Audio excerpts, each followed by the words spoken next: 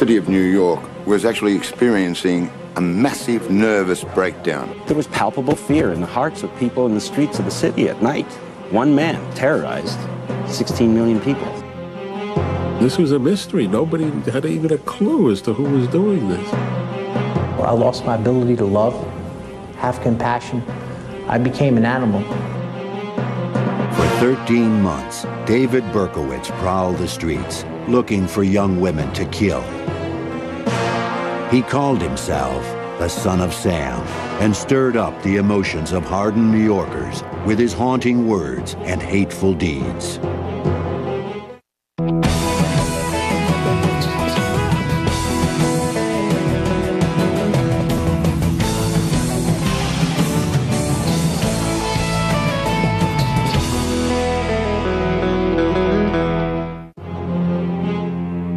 On Christmas Eve, 1975, David Berkowitz attacked a 14-year-old girl with a knife.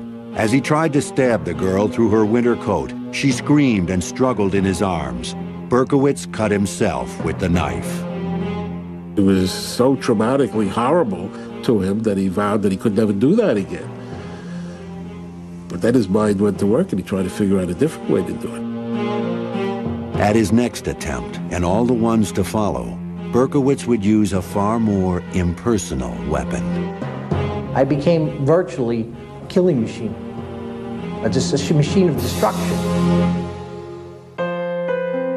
In the summer of 1953, Pearl and Nathan Berkowitz adopted a 3-day-old boy and brought him home to their small apartment in the Bronx. Little David was a blessing because the couple couldn't have children of their own. One of David's earliest memories was his parents telling him that he was adopted and that his real mother had died giving birth to him. Every time he and his parents would pass the Bronx County Courthouse where the surrogates court is located, they would point to it, tell him that that's where the judge awarded him to them because they loved him more than anybody in the world. Nathan Berkowitz worked 6 long days a week running a hardware store. Pearl was a homemaker who loved to show off her little boy. While David's childhood seemed normal enough, including Little League and occasional trips to Yankee Stadium with his father, David sensed early on that there was something wrong, something he could not express. My parents had such great hopes for me. They tried to raise me as best as I could, you know, and they fed me and clothed me and gave me love, but there was just something in me that would not respond to that love and pushed it away. I was so self-destructive. When David fought with other boys in the neighborhood, they would taunt him saying, "You're not a real kid, you're adopted." Maybe it's sort of like a Pinocchio sense, you know, he was trying to be this real, live, biological boy, and somehow knowing that he was adopted made him feel less than genuine from day one. Worse than the shame he felt over being adopted was his guilt, knowing that his biological mother had died in childbirth. He would lie awake at night, fearing that his father was going to come and murder him in his bed because he had killed his biological mother. David's dark imagination was fueled by the many horror films he watched on television. He suffered from terrible nightmares, but was often too frightened even to speak about them. He would actually get in his closet, cover up with clothes and blankets that may have been in there, and stay there for hours, his family not even knowing where he was, tormented by these nightmares. Berkowitz hated school and would run home as fast as he could to be with his mother, whom he adored. She was only too happy to dote on her only child. David, in turn, secretly poisoned his mother's parakeet to eliminate what he regarded as a rival for her affections. She never suspected her little angel. Despite David's adoration for his mother, he could also be cruel to her. We were talking about his aggression during childhood, and he described it this way: I was very vicious, you know, and mean towards her, meaning his adoptive mother, and used to throw things at her and hurl insults at her. When David was 10, his mother took him to see a child psychologist, but it didn't help. David was a secretive child, and no one was allowed into his world. When he was a preteen, 10, 11, 12 years old, he would tell about climbing out the window at night down the fire escape and roam the streets of New York City. He said, like an alley cat. The dark city alleys were a stark contrast to the light that David's mother brought into their home. Following Jewish tradition, she lit the Sabbath candles every Friday night. At the age of 13 in 1966, David had his bar mitzvah and read from the Bible in Hebrew. But the burden of his Jewish heritage only exacerbated his deep-rooted feelings of shame. "I'm not a proud Jew," he later wrote. "Jews are supposed to be honest, law-abiding, and respectful of parents. I am none of these. I am a disgrace." One night, shortly after his bar mitzvah, in a fit of adolescent rage, David said something cruel to his mother that he would have to live with for the rest of his life. She was on her way out to go to dinner, and he screamed at her, I hate you, I hope you die." And essentially that was the last time he saw her alive. Unbeknownst to anyone, she was in the advanced stages of breast cancer and collapsed at dinner that evening. The only person he really felt close to in the whole world wasted away in the cancer ward and then died. David cried for days. I was a lot closer to my mom than I was to my dad. My dad, he had to work all the time, 6 days a week. It wasn't his fault. And then I had trouble, lots of trouble all through my youth, emotional problems and things, mental problems. And when she died, of course, then I lost everything. David's loneliness intensified. He was extremely shy and blushed easily, especially around girls. He would ride his bike for hours, often to his mother's grave. He lingered in the cemetery, fascinated by the tombstones of people who died young. He wondered if the girls had been pretty. My dad used to cry and plead with me to come and talk with him. And he says, I don't even know you. You're my son. You're like a stranger. That's just the way I was. I don't know why. It was just these blocks that were up where I just didn't want to share nothing that was on my mind, nothing that was on my heart. I was a closed book, and that was that. Because of his chronic truancy, David barely graduated from high school. In 1971, the 18-year-old Berkowitz enlisted in the Army. He was full of patriotic fervor and fantasized about dying a heroic death in Vietnam. Instead, he was shipped to Korea and qualified as a sharpshooter with an M16 rifle. He tried to find a girlfriend among the Korean prostitutes who hung around the base, but he found the effort degrading. David wrote to his father, apologizing for being a burden and amounting to nothing in society. He wrote that he was sorry he turned out the way he did, stupid, hateful, ugly, destructive. Berkowitz begged his father to pretend he never had a son, to forget that he even existed. In 1973, as Berkowitz turned 20, the Army transferred him to Fort Knox, Kentucky. Out of his longing for companionship, he became involved with a Baptist church. He attended classes, read dozens of books, and soon was baptized. He was particularly impressed about how families were together on Sundays and when they prayed together. And he wanted this to be part of this group very, very much. All the preaching about evil, sin, and eternal damnation, however, constantly reminded Berkowitz of the bleak future that awaited him in hell. His religious fervor quickly extinguished. Berkowitz was also discovering that the Army was no place for him. After a series of disciplinary problems, he was discharged in 1974 and returned to New York.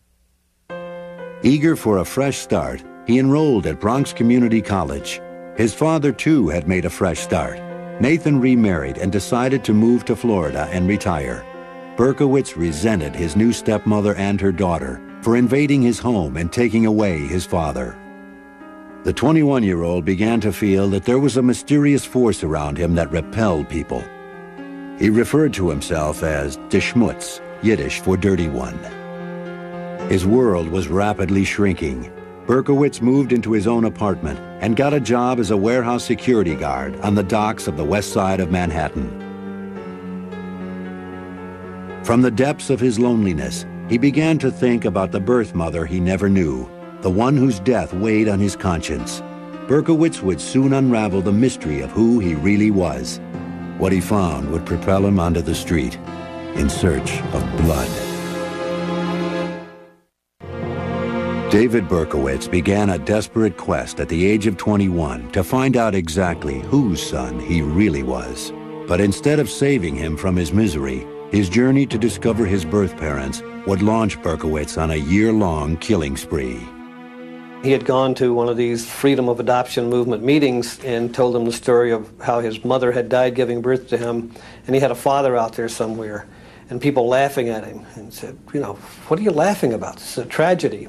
You know, my mother died. They said, man, that's what they tell all of us. Berkowitz called his adoptive father, Nathan, and demanded the truth. Nathan broke the news that David's birth mother was in fact alive. He explained that the adoption experts had advised against revealing the truth. Berkowitz was stunned. In an instant, he was delivered from a lifetime of guilt. He had not caused his mother's death after all. Berkowitz's adoption papers said that his real name was Richard David Falco, and that his parents were Betty and Tony Falco. He searched for them for months, but he kept hitting dead ends. Frustrated and lonely, Berkowitz, who had tried during his army years to find comfort in religion, now joined a cult of Satan worshippers. Berkowitz enjoyed the late-night rituals in the woods, the chanting, the drugs, and the opportunity to meet girls. He connected easily to the dark forces that the group worshipped. He even made a blood pact to serve the devil. I was chanting the names of Lucifer over and over, and I was calling out to him. I said, you know, son of the morning, and prince, my lord, you know, come into me right now, take control of this vessel. And I felt like I was being emptied of my own personality, and that something else somehow was coming in. The group gave Berkowitz a sense of belonging to a family, and he eagerly accepted their mission. His other mission, to track down his biological parents, was finally accomplished after a year of searching. When he first spoke on the phone with his birth mother, Betty Falco, David's expectations soared.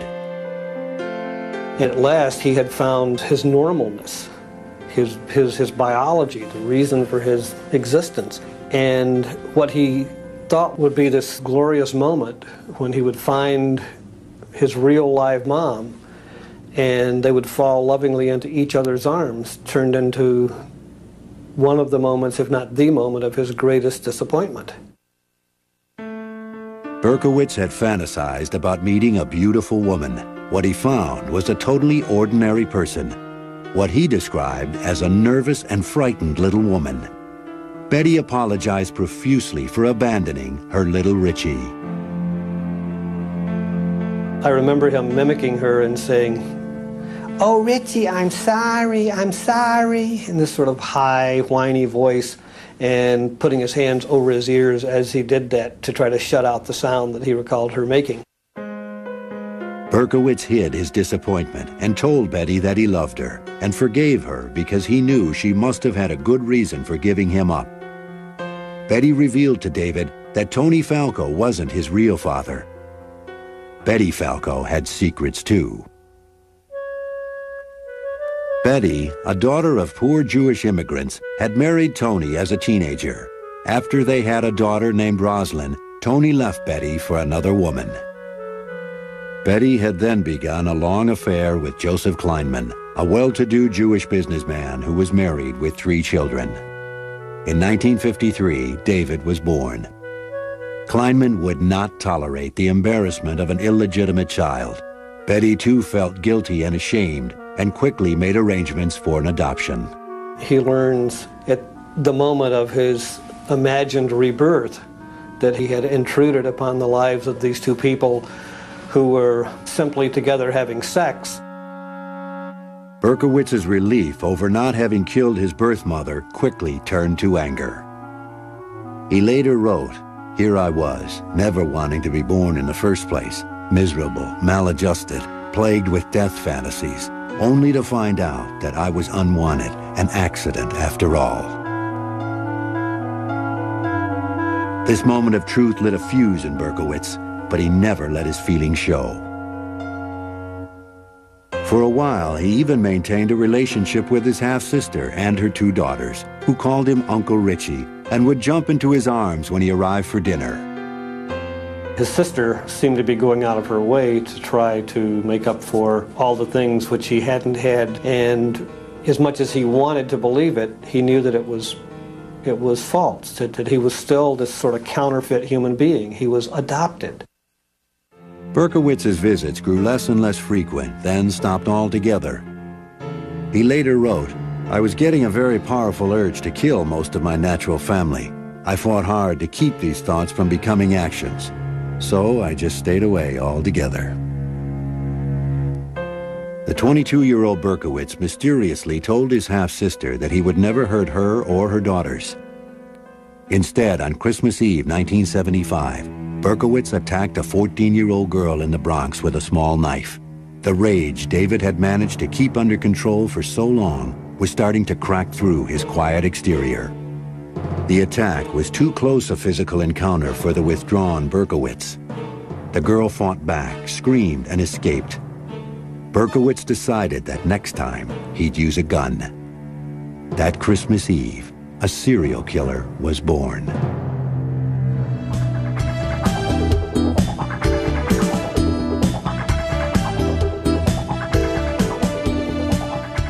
In the bicentennial spring of 1976, Berkowitz was still working as a night watchman, but he complained that he couldn't sleep during the day because of howling dogs belonging to his landlord.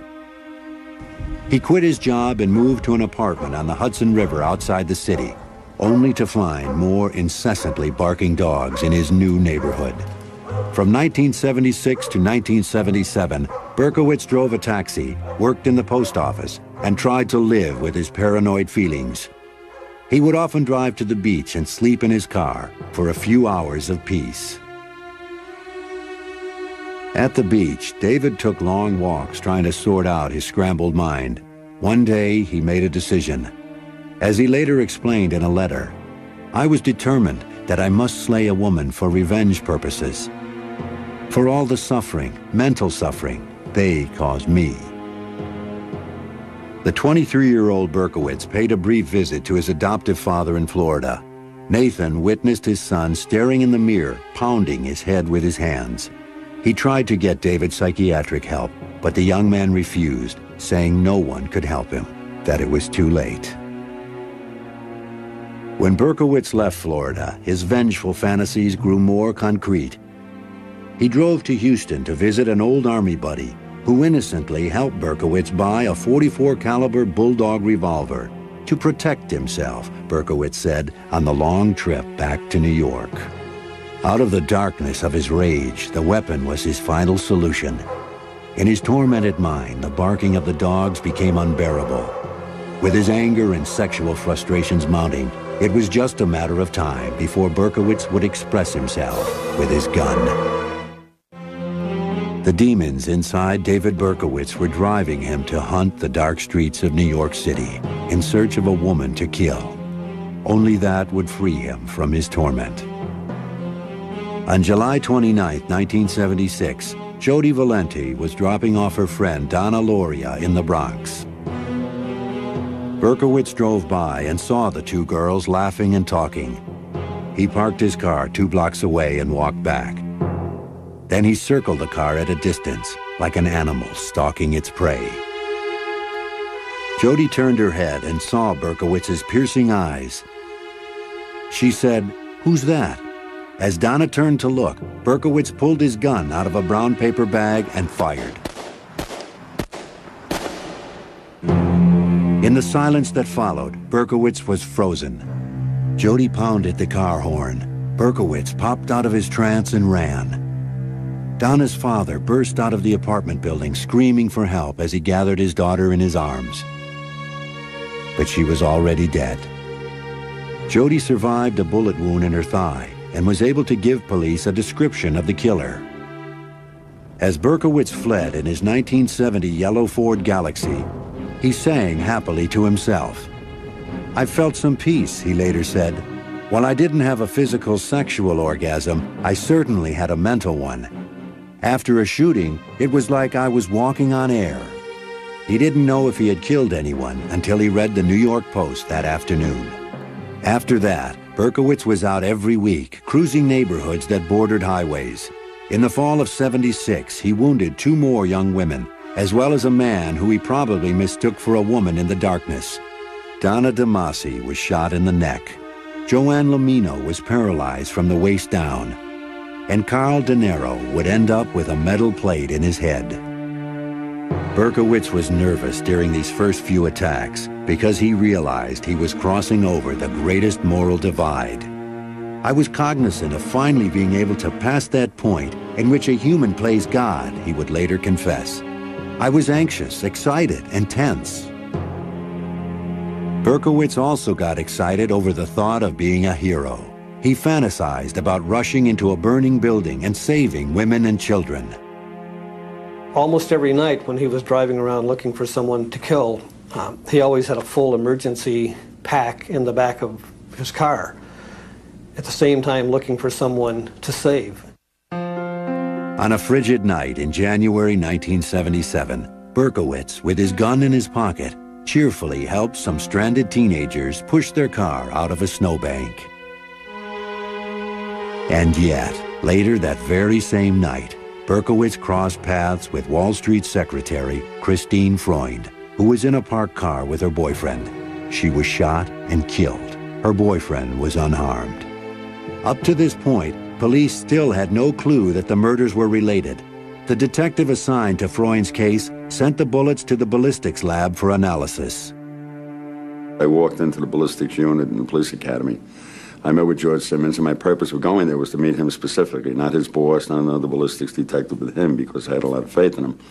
And as I walked in, he said to me, "Joe, we have a psycho here." Simmons explained that he had seen the same bullets in 3 other shootings since July. He was convinced they all came from the same rare kind of pistol, but he couldn't prove it yet. The 5th attack took place on March 8th, 5 weeks after the murder of Christine Freund, and less than 100 yards away in Queens.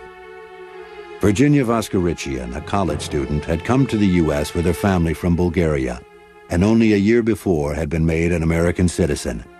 It was 7:30 in the evening when she was walking home from classes. This guy walks up to her, and she sees the gun in her face and puts her school books in front of her. And he fires through the school books and puts a bullet in her brain. This time, police were able to match the bullets to the first murder. No one could deny that there was a serial killer on the loose. The police dubbed him the .44 caliber killer and braced for him to strike again. Panic seized the city. Women cut their hair short and dyed it blonde because they thought the killer was gunning for long-haired brunettes.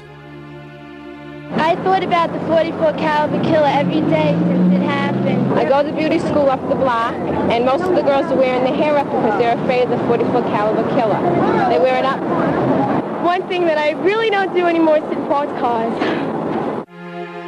A month after Virginia was murdered, in April 1977, Berkowitz wrote his neighbor, Sam Carr, a very sober letter saying he would take legal action unless Carr took care of his howling dog. In this letter, Berkowitz revealed his longing for companionship, writing about a wife who didn't exist. He explained that he and his wife tried to take time off to be together.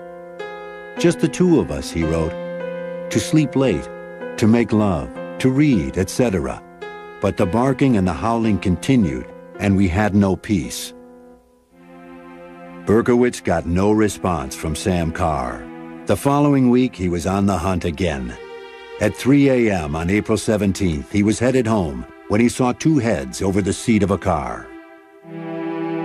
This was probably the worst night of my career. I was in charge of the nighttime detail. And we always felt, in investigating homicides, people are creatures of habit. So we always cover the areas where they already hit. Less than 4 blocks from where Donna Lauria was killed, Berkowitz waited as a patrol car passed by and disappeared. He walked toward the car, dropped a note at the scene, and then fired. Valentina Suriani and Alexander Esau were both shot and killed instantly. The note Berkowitz had dropped at the crime scene was the first solid lead for the police. It said, "I am deeply hurt by your calling me a woman-hater. I am not, but I am a monster. I am the son of Sam." "I love to hunt," he wrote, "prowling the streets looking for fair game, tasty meat. I don't want to kill anymore. No, sir, no more. But I must honor thy father. I want to make love to the world. I love people. I don't belong on earth." He ended with a warning. "Let me haunt you with these words. I'll be back. I'll be back." Berkowitz had raised the stakes, and police responded. A task force was formed to coordinate the search for the killer. It was the most extensive manhunt in the history of New York. Somebody came up with the theory that the MO of this particular shooter was exactly the same as a scenario on Starsky and Hutch. We sat and watched every Starsky and Hutch episode. That's how minute we got about this thing. A few days after Valentina and Alexander were murdered, Berkowitz wrote another letter to Sam Carr, saying that his life was destroyed and he had nothing to lose anymore. "I can see there shall be no peace in my life until I end yours." A week later, Berkowitz shot and wounded Sam Carr's dog. The New York papers appealed to him to turn himself in. Berkowitz responded with a dark, chilling poem to the Daily News. It read, "Hello from the gutters of New York City, which are filled with dog manure, vomit, stale wine, urine, and blood. I am still here, like a spirit roaming the night, thirsty, hungry, seldom stopping to rest, anxious to please Sam. I love my work. Now the void has been filled." On June 26, 1977, Berkowitz staked out a disco in Queens. Sal Lupo and Judy Placido were wounded but survived.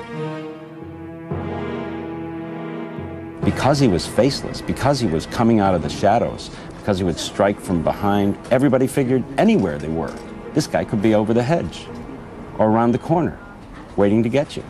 There was palpable fear in the hearts of people in the streets of the city at night. One man terrorized 16 million people. As the first anniversary of the killing spree approached, the city still cowered in fear, wondering who the son of Sam really was and what he had in store for them next. By July 1977, as the first anniversary of Donna Lauria's murder approached, one paper boldly proclaimed, "Death Day." Another asked, "Tell us, Sam, what have you planned for us tonight?" The streets were eerily quiet on the night of July 29th, and it passed without incident. 2 days later, on July 31st, Stacy Moskowitz and Robert Violante went out on a date in Brooklyn. Before Stacy left, she and her sister joked that the odds of crossing paths with the son of Sam were 1,000,000 to 1. That night, Berkowitz was hiding in the park as Stacy and Robert parked their car. He watched them as they played on the swings. Back in their car, they were kissing passionately. Berkowitz fired 4 bullets into the passenger side window. He stood there mesmerized and then ran. Robert Violante lost one eye and was partially blinded in the other. Stacy Moskowitz lived for 39 hours and then died. The entire city felt they'd lost a child. And the atmosphere the next day of the city changed from this terror to an anger and sympathy. You know, we're going to get you, you son of a bitch. Whatever happens, we're going to get you. By now, Son of Sam was so notorious that Stacy's murder made headlines all over the world. What he was doing was manipulating, dominating, and controlling society. And now this insignificant nobody, someone who feels like he's one grain of sand on a beach with billions and billions of grains of sand, he is important, and he finally has arrived. It was only then that the Son of Sam gave police the clue that would lead to his arrest. The night he killed Stacy Moskowitz, Berkowitz watched the police write him a ticket for parking his Ford next to a fire hydrant. A week later, he dutifully paid the ticket by mail. The police traced the license plate cited on the ticket to the name David Berkowitz. They quickly discovered that he had been sending harassing letters to a number of people, and that a man named Sam Carr claimed Berkowitz had shot his dog. Out of a pile of hundreds of tips and complaints from the public, Berkowitz's name appeared 3 times. On August 10th, 1977, a large team of detectives staked out Berkowitz's apartment. The end was anticlimactic. Berkowitz walked out of the apartment building with a brown paper bag and got into his car. A detective approached the car and told him to freeze. Berkowitz turned around and said, "Well, you finally got me." The officer asked, "Who do I have?" Berkowitz said matter-of-factly, "The Son of Sam." On the seat next to him in a brown paper bag is the .44 caliber gun that did all the shootings. No resistance, no shootout, no nothing. You got me. You got the Son of Sam. The police brought him in for questioning, and the media descended on them. He came almost in a spotlight. There was a surreal feeling about it. We're finally putting a face to horror and terror. Berkowitz confessed to all of the Son of Sam murders, revealing details that only the killer could know. He enjoyed talking about it. He enjoyed being able to give us what we and he only knew.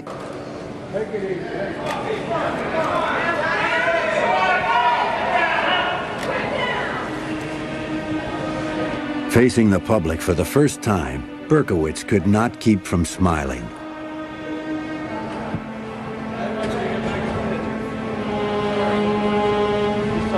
Berkowitz showed no obvious sign of his dark, vengeful interior.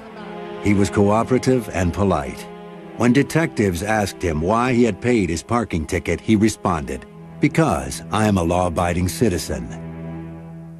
At a news conference, Nathan Berkowitz, now 68 years old, expressed his grief for the families of the victims. So forth. Did you have any possible thought it might be David? No, I did not. Upon learning that it is allegedly he, what was your immediate reaction, and how did you get the news? I cried. I think that's enough, gentlemen, with respect to any further.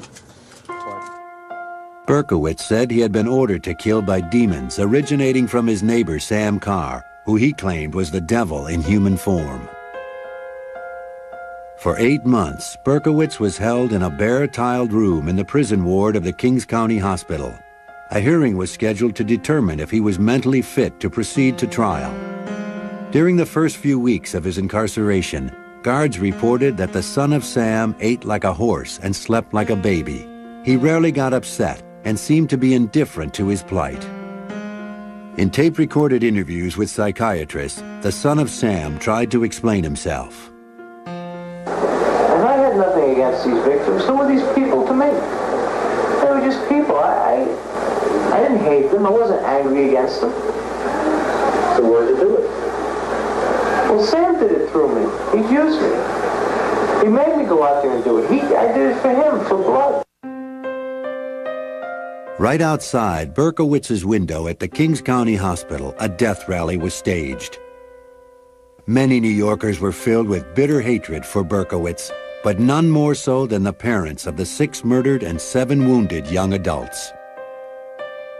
After I saw what had happened to my boy's left eye, I had wished that his eyes could be taken out of his head for Robert's sake. And I hope he lives a long time with this in his heart. And I hope he never has a minute's peace. Never. Never. Just once I want to get my hands around his throat. He took something from me. So wouldn't you feel the same way? You'd want to get revenge, wouldn't you? And if anybody tells me no, I tell them they're sick. Mike Loria and millions of other New Yorkers, and I have to say myself too, said, you know, yeah, he's got problems, mental problems, but he deserves to die. He deserves to die for what he did.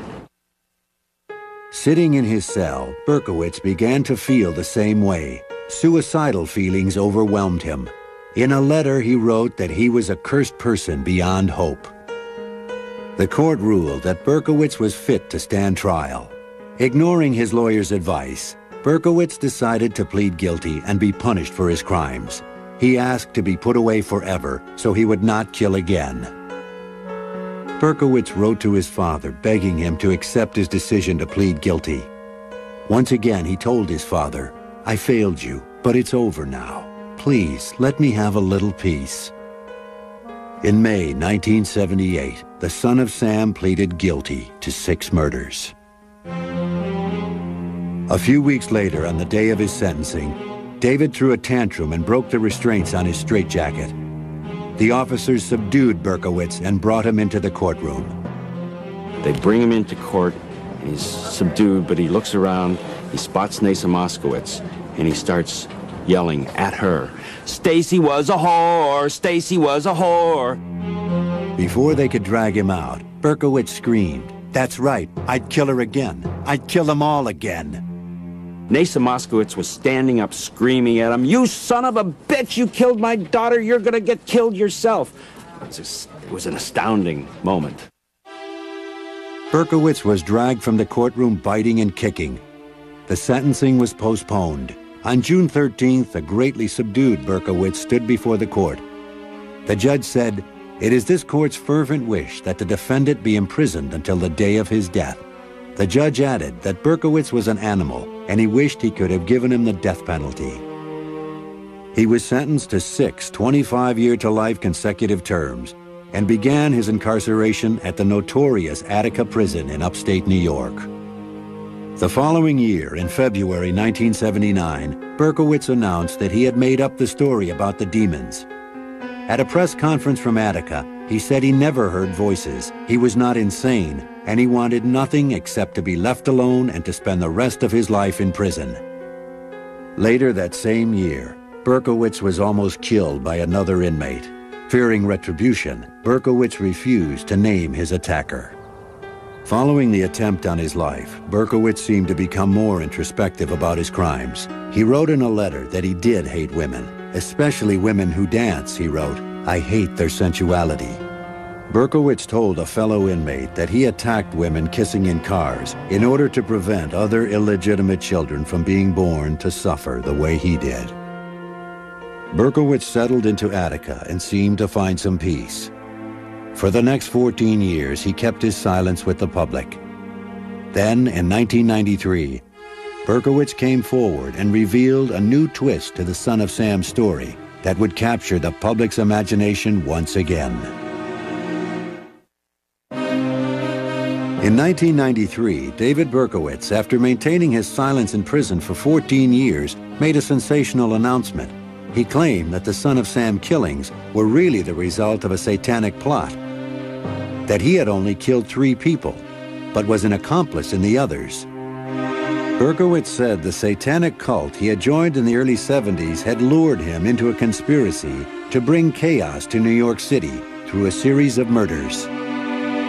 I didn't know, I honestly didn't know that people were going to die one day, and I'm so very sorry that happened, and the people that didn't deserve it were just lost their lives, and I know that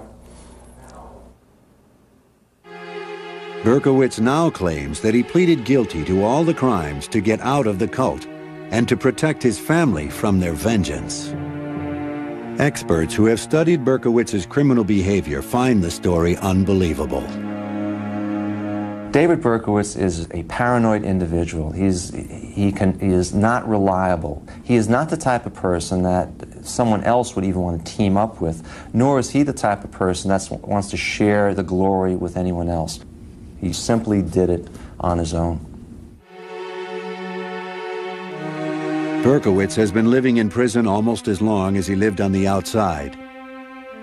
In 1987, he moved to his present home at the Sullivan Correctional Facility, a super maximum security prison for notorious felons. Prison is a place of oppressive darkness. There's nothing here. Just